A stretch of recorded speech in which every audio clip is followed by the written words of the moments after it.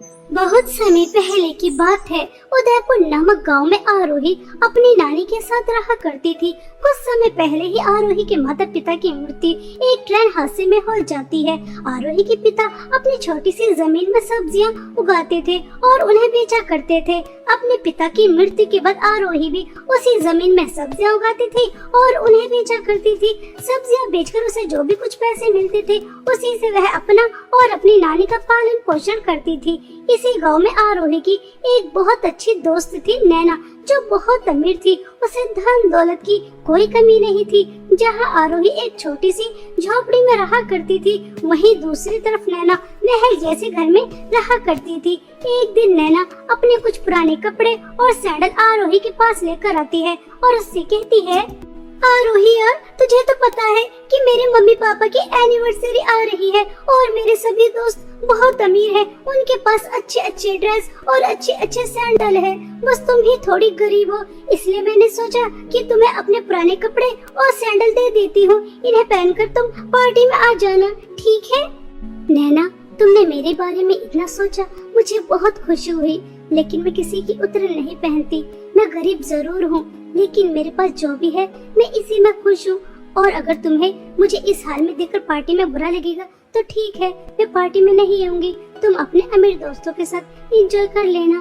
ठीक है, अगर तुम्हें इन पुराने कपड़ों की कोई जरूरत नहीं है तो मैं डस्टबिन में फेंक दूंगी। मुझे लगा था कि तू ऐसे हाल में मेरे मम्मी पापा की एनिवर्सरी में आएगी तो सब तेरा कितना मजाक उड़ाएंगे। बस यही सोचकर मैं तेरे पास आ गई। लेकिन तुम्हें जैसा आना है तो मेरे मम्मी पापा की एनिवर्सरी पार्टी में आ जाना, ठीक है?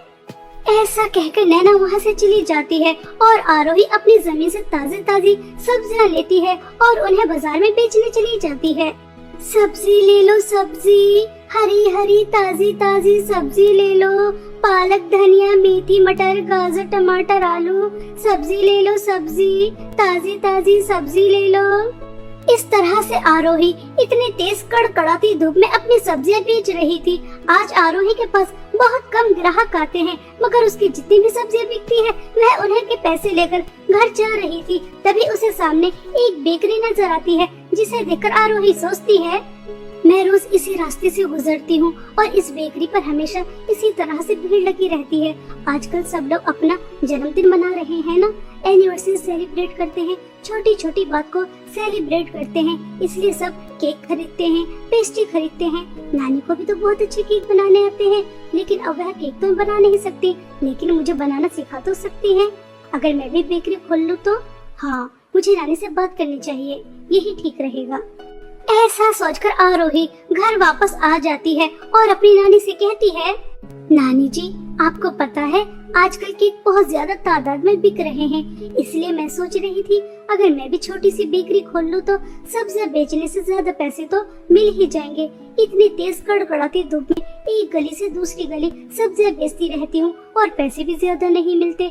बेकरी होगी तो उसके अंदर बैठकर आराम से केक बेचती रहूंगी। और आपको तो केक बनाने बहुत अच्छे आते हैं, आप मुझे केक बनाना सिखा देना।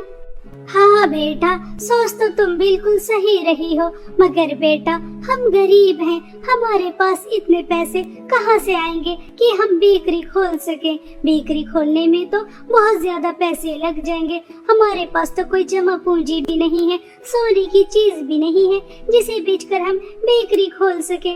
सब्जी बेचकर तुम बस इतने ही पैसे कमा पाती हो कि हम बहुत मुश्किल से 2 समय का खाना खा पाते हैं। मेरी दवाइयाँ भी समय पर नहीं आती, इतना बड़ा काम हम कैसे कर सकते हैं बेटा? नानी जी, आप इस बात की चिंता मत कीजिए। आपको पता है ना, जमींदार सूद पर पैसे देते हैं, तो बस बेकरी खोलने के लिए हम अपने इस छोटे से मकान को गिरवी रख देंगे और जब बेकरी चलने लगेगी तो पैसे जमा करके अपने घर को छुड़ा लेंगे। देखना नानी जी, मुझे पूरी उम्मीद है कि हमारी बेकरी बहुत अच्छी चलेगी। कृपया करके मान जाइए ना। आरोही की नानी मान जाती हैं और आरोही खुशी खुशी अपने घर के पेपर लेकर जमींदार के पास जाती है और उनसे कहती है, जमींदार जी, आप सूद पर पैसे देते हो ना, तो ये लीजिए मेरे घर के पेपर और मुझे सूद पर पैसे दे दीजिए। कुछ ही समय में मैं आपके पैसे लौटा दूंगी और अपने घर के पेपर वापस ले जाऊंगी। यह घर के पेपर तो कोई खास नहीं है, छोटा सा ही घर है, तुम्हें ज्यादा पैसे नहीं मिलेंगे। आरोही जमींदार से थोड़े से पैसे लेकर आ जाती है और साथ में केक बनाने का सामान भी, और अपनी नानी से केक बनाना सीखती है। और थोड़े ही समय में आरोही बहुत अच्छे केक बनाने लगती है और वह अपनी एक छोटी सी बेकरी खोलती है जिसमें वह अपने हाथ के बहुत ही स्वादिष्ट केक बनाकर लगाती है। ऐसे ही 1 दिन 2 दिन 3 दिन बीत जाते हैं, लेकिन आरोही के पास एक भी ग्राहक नहीं आता और वह उदास होकर घर चली जाती है। तभी आरोही की नानी आरोही से कहती है, आरोही बेटा, लगता है आज भी तुम्हारा कोई केक नहीं बिका, तभी तुम इतनी उदास नजर आ रही हो। हाँ नानी जी, आज भी मेरा कोई केक नहीं बिका। लगता है मेरी बेकरी छोटी है ना, इसलिए कोई भी ग्राहक मेरे पास आ ही नहीं रहा। मगर नानी, मैं कोशिश करती रहूंगी, क्योंकि कोशिश करने वालों की कभी हार नहीं होती। और देखना, एक दिन मेरी बेकरी बहुत अच्छी चलने लगेगी, आप परेशान मत होइए। ऐसा कहकर आरोही अपनी नानी और खुद को दिलासा देती है और अगले दिन दोबारा से अपनी बेकरी पर जाती है। तभी उसके पास उसकी दोस्त नैना आती है और उससे कहती है, अरे यार आरोही, यह तो तूने बहुत अच्छा किया जो तूने बेकरी खोल ली। आज मेरी मम्मी पापा की एनिवर्सरी है ना, तो मैं तेरी बेकरी से ही केक लेकर जाऊंगी। 5 अलग-अलग वैरायटी के केक पैक कर दे, 2 वनीला, 2 स्ट्रॉबेरी और 1 चॉकलेट। हाँ, और तू भी समय पर आ जाना, ठीक है? ऐसा कहकर नैना उसकी बेकरी से 5 केक ले जाती है। शाम को आरोही भी पार्टी में चली जाती है। आरोही की बेकरी के केक सभी को बहुत ज्यादा पसंद आते हैं। सब केक की बहुत तारीफ करते हैं और नैना से बेकरी का पता पूछते हैं, तो नैना सबको बताती है कि यह उसकी दोस्त आरोही की बेकरी है। और अगले दिन से आरोही की बेकरी पर लाइन लगना शुरू हो जाती है, क्योंकि उसके हाथ से बने केक बहुत ही ज्यादा टेस्टी थे। आरोही बहुत ज्यादा खुश थी, क्योंकि अब उसके घर के हालात पहले से बेहतर हो जाते हैं। लेकिन कहते हैं ना कि गरीब की यहाँ खुशियाँ ज्यादा दिन तक टिकती नहीं है। आरोही के सामने एक बहुत बड़ी बेकरी थी, जिसके पास अब ग्राहक आने कम हो जाते हैं। तभी उस बेकरी की मालकिन कंचन सोचती है, जब इस आरोही की बच्ची ने बेकरी खोली थी तो मुझे लगा था छोटी सी है, चलेगी नहीं, लेकिन अब देखो, देखते ही देखते कितनी चलने लगी है। मेरे ग्राहक कम होने लगे हैं। मैं इसे आसमान की ऊंचाइयों पर उड़ने नहीं दूंगी, मुझे इसके पर काटने होंगे, वरना मेरा धंधा चौपट हो जाएगा। और मेरा धंधा चौपट हो जाए, नहीं नहीं, ऐसा मैं होने नहीं दूंगी। अब देख मैं तेरे साथ करती क्या हूँ, मुझसे बच के तो दिखा। ऐसा सोचकर कंचन आरोही को बर्बाद करने का प्लान बना लेती है। और वहीं दूसरी तरफ आरोही बहुत खुश थी और वह अपनी नानी के लिए नई साड़ी और समोसे और चाउमीन, बहुत सारा खाने का सामान लेकर जाती है और अपनी नानी से कहती है, नानी जी, मैंने आपसे कहा था ना कि मैं हार नहीं मानूंगी, कोशिश करती रहूंगी, क्योंकि कोशिश करने वालों की कभी हार नहीं होती। और देखिए, अब मेरी बेकरी पहले से कितनी अच्छी चलने लगी है। बस अगर इसी तरह से चलती रहेगी तो कुछ ही दिनों में मैं घर के कागज भी छुड़ा लूंगी। नानी, आपके लिए साड़ी और समोसे चाउमीन लेकर आई हूँ, यह लीजिए, इसे खा लीजिए। हाँ बेटा, तुमने बिल्कुल सही कहा, कोशिश करने वालों और मेहनत करने वालों की कभी हार नहीं होती। तुम ऐसे ही मेहनत और कोशिश करती रहना और देखना, एक दिन तुम्हारी जगह जगह पर बेकरी होंगी। मुझे बहुत खुशी है तुम कामयाब हो रही हो। इस तरह से दोनों बहुत ज्यादा खुश होती हैं, लेकिन उन्हें क्या पता था कि अब उनकी जिंदगी में क्या तूफान आने वाला है। कंचन रात हो जाने के बाद आरोही की बेकरी पूरी तरह से जला देती है और बहुत खुश होती है। आरोही गरीब की बच्ची, ये देख, मैंने तेरी बेकरी पूरी तरह से जला दी है। अब तो इतना बड़ा नुकसान कहाँ से चुकाएगी? अब मजा आएगा। मेरे ग्राहक तोड़ने चली थी और मैंने बेचारी को जड़ से ही उखाड़ कर फेंक दिया। ऐसा सोचकर कंचन बहुत ज्यादा खुश हो रही थी। सुबह होने के बाद आरोही खुशी खुशी अपनी बेकरी पर आती है तो उसके पैरों तले जमीन खिसक जाती है, क्योंकि बेकरी पूरी तरह से जल चुकी थी। यह देखकर आरोही बहुत फूट फूट कर रोती है। अरे नहीं, यह क्या नर्त हो गया? मेरी बेकरी तो पूरी तरह से जल गई। इसके अंदर कितना सारा सामान रखा था, वह भी सब जलकर राख हो गया। अब मैं मेरे घर को कैसे छुड़ाऊंगी? नानी की दवाइयाँ, खाना पीना कैसे करूंगी? यह जिसकी दुकान है वह तो मुझसे इसके पैसे मांगेगा। यह सब क्या हो गया? मेरी खुशियों को किसकी नजर लग गई? ऐसा कैसे हो सकता है? रात तक तो सब कुछ ठीक ठाक था, अचानक क्या हो गया? मेरी खुशियाँ, दुकान, घर सब कुछ उजड़ गया। अब कुछ नहीं बचा, कुछ भी नहीं बचा। ऐसा सोच सोचकर आरोही बहुत ज्यादा रो रही थी। आरोही को रोता हुआ एक परी देख लेती है तो आरोही के ऊपर उसे बहुत तरस आता है और वह आरोही के पास जाती है और उससे कहती है, आरोही, तुम्हारे साथ जो भी कुछ हुआ बहुत गलत हुआ। मैं तुम्हारी मदद करना चाहती हूँ। आओ मेरे साथ चलो मेरी जादुई सोने और चांदी की केक की नदी के पास। वह परेशान और अच्छे लोगों के काम आती है। तुम बहुत अच्छी हो, हमेशा दूसरों की मदद करती हो। मैंने देखा कि तुम किस तरह से गरीब बच्चों को अपनी बेकरी से केक देती हो। जिसका दिल इतना अच्छा हो उसके साथ बुरा नहीं होना चाहिए। आओ मेरे साथ चलो मेरी जादुई सोने और चांदी की केक की नदी के पास।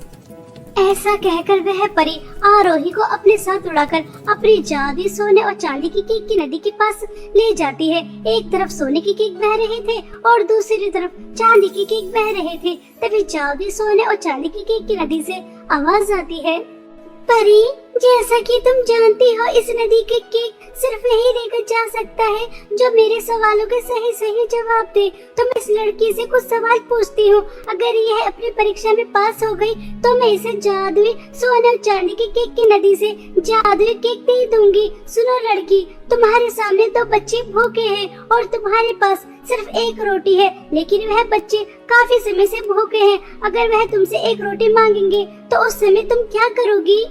मैं उस समय उन दोनों बच्चों को आधी आधी रोटी खिला दूंगी, क्योंकि मेरी नानी हमेशा मुझसे कहती है भूखे लोगों को खाना खिलाना बहुत पुण्य का काम होता है। इसलिए मैं एक समय भूखे रहकर इतना सारा पुण्य कमाना चाहूंगी। आरोही, तुम बहुत अच्छी हो, अपनी परीक्षा में पास हो चुकी हो, वरना आज के टाइम में कोई भी दूसरों के बारे में नहीं सोचता। अब तुम जादुई सोने और चांदी के केक की नदी से एक सोने का केक और एक चांदी का केक लेकर जा सकती हो।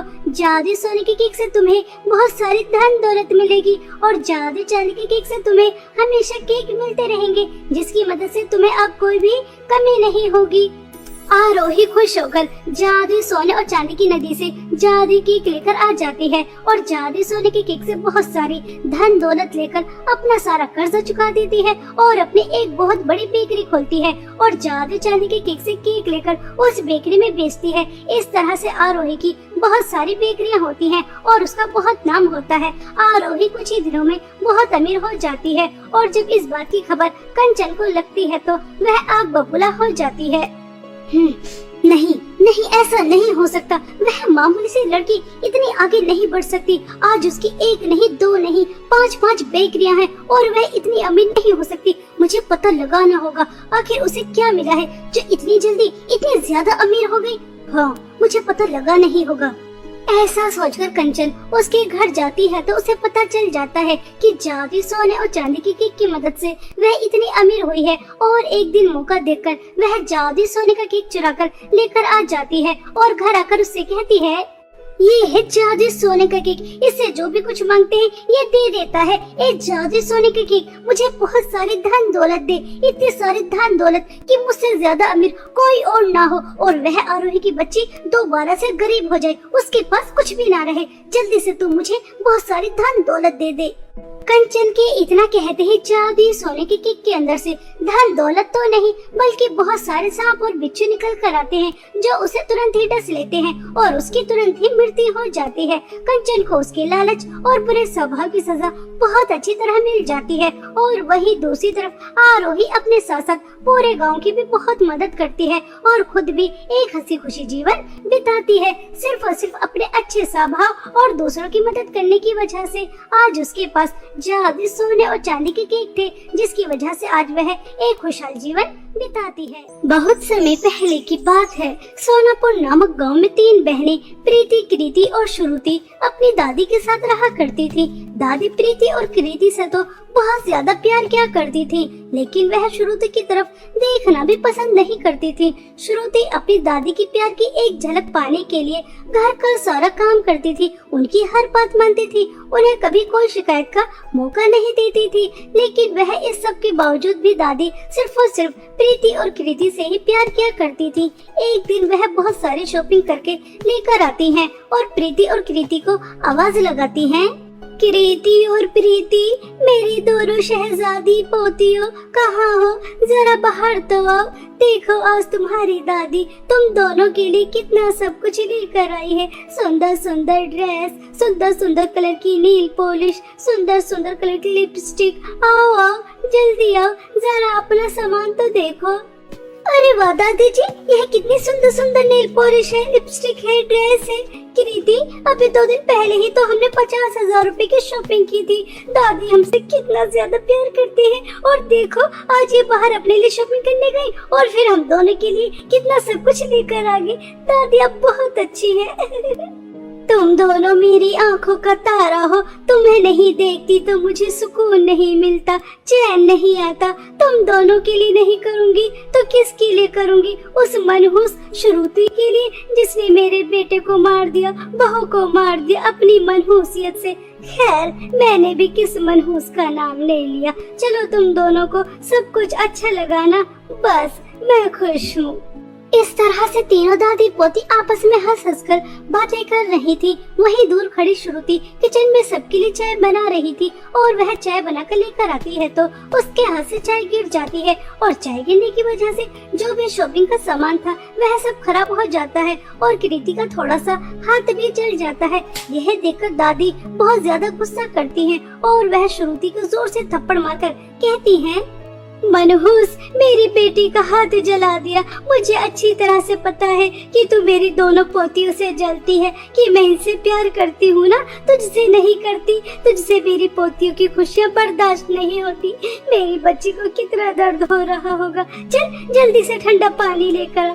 मनहूस, पता नहीं इंसान है या फिर डायन, कितने लोगों को खाकर तेरा पेट भरेगा। पहले तूने मेरे बेटे और बहू को खा लिया और अब मेरी पोतियों को भी मारना चाहती है। मनहूस, दादी, यह आप क्या हमेशा मुझे मनहूस मनहूस कहती रहती हैं? आखिर मेरी वजह से कैसे माँ पिताजी मर सकते हैं? वह तो एक कार एक्सीडेंट था और वैसे भी मैंने पढ़ा है मौत को कोई नहीं रोक सकता। जब जिसकी आनी होती है वह आकर ही रहती है, किसी की वजह से कोई नहीं मरता। दादी, आप इतनी छोटी बात क्यों नहीं समझती? मैं मनहूस नहीं हूँ। आप हमेशा मुझे मनहूस समझती हैं, मुझे प्यार नहीं करती। मैं भी आपकी प्यार की एक झलक पाने के लिए कितना सब कुछ करती हूँ, आपकी हर बात मानती हूँ, घर का सारा काम करती हूँ, लेकिन फिर भी आप मुझे गलत समझती हैं। प्रीति और कृति से कितना सारा प्यार करती हैं, सारा दिन ये शॉपिंग करती हैं, दोस्तों के साथ घूमती हैं, आपकी बात भी नहीं सुनती, फिर भी आपको उन्हीं से प्यार क्यों? दादी जी, इतना भेदभाव क्यों दादी? मैं आज भी उस दिन को भूली नहीं हूँ जिस दिन वह तेरे बर्थडे वाले दिन तेरा केक लेने गए थे और उस एक्सीडेंट में दोनों बहू और बेटे चले गए। तेरी वजह से बाहर गए और तेरी वजह से एक्सीडेंट हुआ, इसलिए तू मनहूस है। प्रीति और कृति का तू मुकाबला नहीं कर सकती। वह दोनों तो मेरी आंखों की ठंडक है और तू मेरा दिल जलाती है। तुझे देखने का भी दिल नहीं चाहता। हट जा मेरी आंखों से, दूर हो जा, चली जा यहाँ से। बेचारी श्रुति रोते हुए वहाँ से आ जाती है और घर का सारा काम करने के बाद अपने रूम में जाकर अपने माता पिता को याद कर बहुत रोती है। माँ पिताजी, आखिर कब तक दादी जी मुझे मनहूस समझती रहेंगी, मुझसे प्यार नहीं करेंगी? देखिए वो मुझे मनहूस समझती है, इसलिए मुझे कुछ भी नहीं दिलवाती। मेरे पास ना अच्छे कपड़े हैं, ना अच्छा मेकअप है, ना कोई और सामान।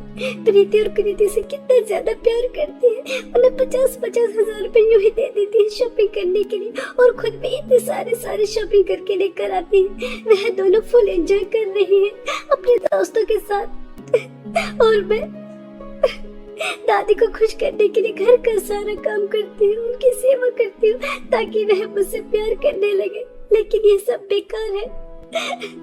वह मुझसे कभी प्यार नहीं करेंगी। इस तरह से श्रुति अपने माता पिता को याद करते हुए रोते रोते सो जाती है। ऐसे ही समय बीत रहा था। एक दिन अचानक दादी की बहुत ज्यादा तबीयत खराब हो जाती है और वह कृति और प्रीति को अपने पास बुलाती हैं और उनसे कहती हैं, प्रीति और कृति, मेरी प्यारी बच्चियों, मुझे पता है कि तुम मुझसे बहुत ज्यादा प्यार करती हो, इसलिए मैं तुम्हें जहाँ जाने के लिए कहूँगी तुम वहाँ जाने के लिए तैयार हो जाओगी और तुम सारे मुश्किलों का सामना करके मेरे लिए जादुई सोने और चांदी की नील पॉलिश की नदी से जादुई नील पॉलिश लेकर आओगी। दादी, आप क्या कह रही हैं? हमारे तो कुछ भी समझ में नहीं आ रहा। जादुई नील पॉलिश, मुश्किलों का सामना, आप कहना क्या चाहती हैं? साफ साफ कहिए ना। बेटा, मैंने सुना है हमारे गांव के बाहर जो जंगल है उसके पीछे एक पहाड़ है, वहाँ पर जादुई सोने और चांदी की नेल पॉलिश की नदी बहती है। अगर तुम वहाँ से जादुई नेल पॉलिश लेकर आ जाओगी तो मैं बिल्कुल ठीक हो जाऊंगी। मुझसे चला नहीं जा रहा, मेरे हाथ नहीं उठ पा रहे, उसे लगाते ही मैं बिल्कुल ठीक हो जाऊंगी। क्या बेटा, तुम वहाँ जाकर वह लेकर आ सकती हो? वहाँ जाना इतना आसान नहीं है, तुम्हें मुश्किलों का सामना करना पड़ेगा। अपनी दादी की बात सुनकर कृति और प्रीति घर से बाहर निकल जाती हैं और दादी को ऐसा लगता है कि उसकी दोनों पोतियां उसकी कितनी बात मानती हैं। तुरंत कहते ही वह चली गई, लेकिन बाहर जाकर दोनों बहनें आपस में बातें करती हैं। कृति, दादी बता रही थी वहाँ जाने पर रिस्क है, हमें मुश्किलों का सामना करना पड़ेगा। दादी की तो अब उम्र हो चुकी है, उन्हें चलने की क्या जरूरत? घर का काम करने के लिए वह है ना नौकरानी श्रुति, और बाहर की बागडोर हमने संभाल रखी है। हम दोनों बहन है ना, अब हम उस बुढ़िया के लिए क्यों फालतू में रिस्क उठाएं? प्रीति क्या कहती है? मैं सही कह रही हूँ ना? हमें वहाँ पर नहीं जाना चाहिए। हाँ प्रीति, तो कह तो बिल्कुल सही रही है। और वैसे भी हमारे गांव के जंगल कितने ज्यादा खतरनाक हैं, वहाँ पर कितने खतरनाक सांप और बिच्छू रहते हैं। ना बाबा ना, मैं अपनी जान खतरे में नहीं डाल सकती। अभी मेरी उम्र ही क्या है, मुझे जीना है, दोस्तों के साथ एंजॉय करना है। दादी की तो उम्र हो चुकी है, अब हम उनके लिए अपनी जान खतरे में क्यों डालें? और वैसे भी प्रीति, आज हमारा दोस्तों के साथ पार्टी करने का प्लान है, तो चल हम पार्टी करने चलते हैं। और दादी से आकर झूठ बोल देंगे, ड्रामा कर देंगे कि हम वहाँ पर गए थे, हमें नहीं मिली। और वैसे भी बेचारे हम पर आँख बंद करके भरोसा करती हैं, हमारी बातों में यूं ही आ जाएंगे। हमसे ये प्यार जो इतना ज्यादा करती है। इस तरह से दोनों हंस कर बातें कर रही थी। यह सारी बातें श्रुति सुन लेती है और वह दोनों के पास आती है और दोनों को एक एक जोर से थप्पड़ मारकर कहती है, प्रीति और कृति, तुम जैसा मतलबी और स्वार्थी इंसान मैंने आज से पहले कभी नहीं देखा। दादी तुमसे कितना ज्यादा प्यार करती है, तुम पर कितना ज्यादा भरोसा करती है, और तुम उन्हें धोखा देने की बात कर रही हो। जिन्होंने तुम्हें इतना प्यार दिया, क्या तुम उनके लिए इतना सा काम नहीं कर सकती? सुन बहन जी, अगर तुझे इतना शौक है ना उस बुढ़िया की मदद करने का, तो तू जाकर लिया जादुई सोने और चांदी की नेल पॉलिश की नदी से जादुई नेल पॉलिश। हमें कोई शौक नहीं है मरने का उस बुढ़िया की वजह से, वैसे भी उसकी तो उम्र हो चुकी है, हम अपनी जान खतरे में क्यों डालें? चल कृति, हमें देर हो रही है पार्टी में जाने के लिए। ऐसा कहकर प्रीति और कृति वहाँ से चली जाती हैं। तभी श्रुति सोचती है, दादी को मैं इतने दर्द में नहीं देख सकती, उन्हें कितनी ज्यादा तकलीफ हो रही है। मुझे जादुई सोने और चांदी की नेल पॉलिश की नदी से जादुई नेल पॉलिश लेकर ही आनी होगी, चाहे इसके लिए मुझे कितनी भी कठिनाइयों का सामना क्यों न करना पड़ जाए। मैं मेरी दादी को तकलीफ में नहीं देख सकती। ऐसा सोचकर श्रुति जादुई सोने और चांदी की नेल पॉलिश की नदी से जादुई नेल पॉलिश लेने के लिए निकल जाती है। उस घने जंगल में उसे एक बहुत खतरनाक भालू नजर आता है जो श्रुति की तरफ हमला करने वाला होता है। तभी श्रुति अपनी जान बचाकर वहां से भाग निकलती है। कुछ दूर और चलने के बाद उसे दो जहरीले सांप मिलते हैं। श्रुति उनसे भी अपनी जान बचाकर निकल जाती है। बहुत मुश्किलों का सामना करने के बाद उसे जादुई सोने और चांदी की नेल पॉलिश की नदी मिल जाती है। और जैसे ही वह जादुई सोने और चांदी की नेल पॉलिश की नदी से जादुई नेल पॉलिश लेने वाली ही होती है, तभी वहाँ पर एक बहुत खतरनाक चुड़ैल आ जाती है और वह श्रुति से कहती है, बेवकूफ लड़की, तूने यहाँ पर आने की हिम्मत कैसे की? क्या तुझे पता नहीं यहाँ आना मना है? यहाँ इंसान आते तो अपनी मर्जी से हैं, लेकिन जाते मेरी मर्जी से हैं। और मेरी मर्जी उस इंसान को भेजने के लिए नहीं होती, उसे खाने की होती है। अब मैं तुझे तलकर, भूनकर, नमक मिर्च डालकर बहुत मजे से खाऊंगी। कोई यहाँ आने की गलती नहीं करता, तूने बहुत बड़ी गलती की है बेवकूफ लड़की, अब मैं तुझे खा जाऊंगी। चुड़ैल जी, आप मुझे पाना चाहती है ना, खाना चाहती है ना, तो खा लेना, लेकिन अभी मुझे मेरी दादी के लिए इस जादुई सोने और चांदी की नेल पॉलिश की नदी से जादुई नेल पॉलिश दे दो, ताकि मेरी दादी इसे लगाकर ठीक हो जाए। वह काफी समय से चल नहीं पा रही, अपने हाथ से खाना नहीं खा पा रही, वह बहुत ज्यादा तकलीफ में है, बहुत दर्द में है। कृपया करके मेरी दादी के लिए जादुई सोने और चांदी की नेल पॉलिश की नदी से जादुई नेल पॉलिश दे दो। मैं आपसे वादा करती हूँ, अपनी दादी को जादुई नेल पॉलिश देकर मैं आपके पास वापस आ जाऊंगी। कृपया करके मेरी मदद करो।